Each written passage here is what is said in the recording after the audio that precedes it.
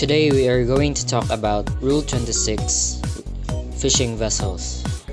A vessel engaged in fishing, whether underway or at anchor, shall exhibit only the lights and shapes prescribed in this rule. This means that whether you're underway or at anchor, you need to show you the lights and shapes in this rule. Paragraph B says, a vessel when engaged in trawling, by which is meant by dragging through the water of a dredge net or other apparatus used as a fishing appliance, shall exhibit two all-around lights in a vertical line, the upper being green and the lower white, or a shape consisting of two cones with their apexes together in a vertical line, one above the other. A masthead light above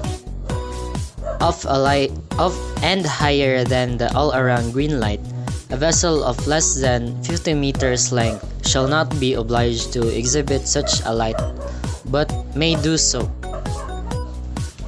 And finally, when making way through the water, in addition to the lights prescribed in this paragraph, side lights and a stern light.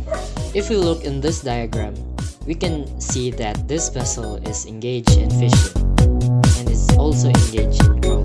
She's then going to exhibit the all-round green light above all-rounder white light. If she's greater than 50 meters, she shall show masthead light above and light higher.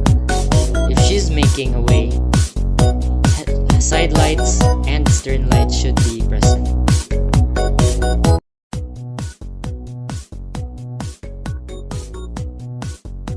Today we are going to talk about Rule 27, vessels not under command or restricted in their ability to maneuver.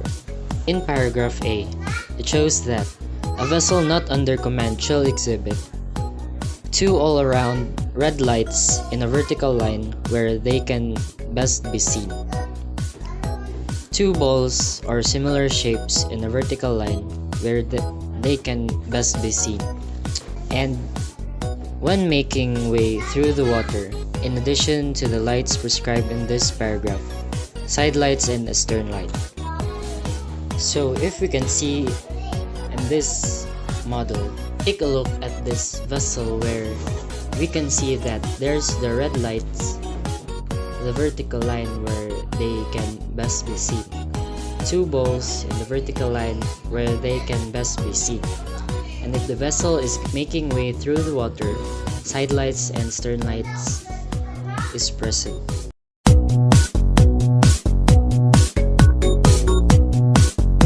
Today we are going to talk about Rule 29, pilot vessels. A vessel engaged on pilotage duties shall exhibit, at or near the masthead, two all-round lights in a vertical line, the upper being white and the lower red. When underway, in addition, side lights and a stern light.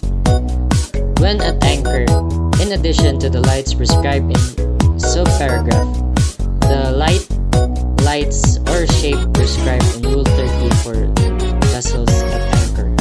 So let's look at these lights. It's only when engaged on pilot duty with another vessel that we show the white and red all-round lights. So here we have power-driven vessel on pilot duty port side, and here we see it from ahead with both those side lights and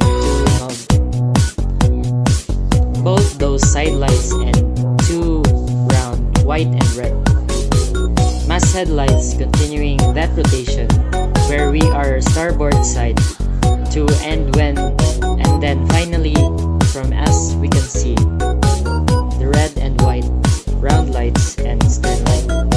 And to confirm of what we are saying earlier, part B says, a pilot vessel when not engaged on pilotage duty shall exhibit the lights or shapes prescribed for a similar vessel of her length.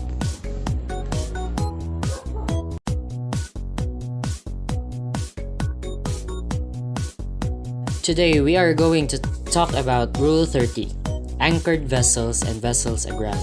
In paragraph A, it talks about a vessel at anchor shall exhibit where it can best be seen. In the forepart, an all-around white light or one ball. At or near the stern and at a lower level that the light prescribed in subparagraph, an all-around white light. We are going to go straight to paragraph B because it is linked in with paragraph A. A vessel of less than 50 meters in length may exhibit an all-around white light and where it can best be seen, instead of lights prescribed in paragraph A of this rule.